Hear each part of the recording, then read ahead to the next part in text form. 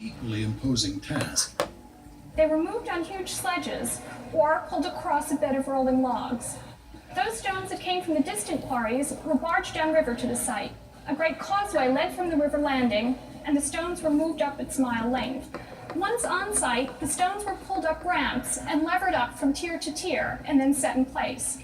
The process was incredibly labor-intensive and perhaps the single greatest effort of men working together to accomplish a dream. That, with a few variations, represents the accepted view of most Egyptologists today. It is a view that has not gone unchallenged. There's a widespread belief, promoted by Hollywood, that hundreds of thousands of slaves were used to build the Great Pyramids. Nothing could be further from the truth.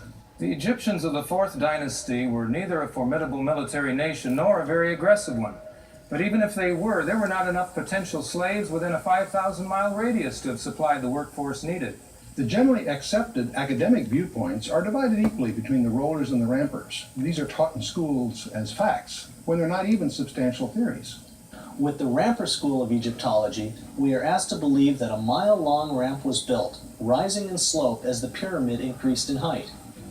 Actually, it would have required more effort to build the ramp than to build the pyramid itself.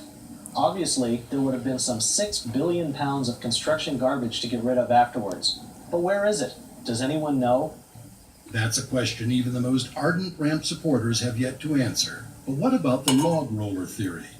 Could the stones have been moved to the site this way? Moving a given stone in this manner can be demonstrated, but some rather obvious consideration should have dispelled this notion long ago. The only trees available in ancient Egypt were date palms, and as a food source, it's unlikely they would have been cut down. Importing logs would have required more shipping than Egypt has ever possessed in its entire history, just to transport the 25 million trees. Next, it's virtually impossible to roll a log on stone-chip roads. But even if they could be rolled, the great weight of the stones would have crushed the logs to pulp within a very short distance. There must have been another totally different method of lifting and moving these tremendously heavy stones, a device that would make the moving of these massive weights feasible. However, we know of no such device available in ancient Egypt. Dr. Joseph Davidovitz and I advocate that instead, the Great Pyramid blocks are a superior form of concrete. This is a sample from the ascending passageway of the Great Pyramid. Some geologists have studied it and agree that it is man-made rock. Astronomers, mathematicians, archaeologists, Egyptologists, anthropologists, and just about every other kind of ologist struggle with the very idea that a quasi-Stone Age culture could achieve such a thing. But perhaps we've been looking for answers in the wrong place.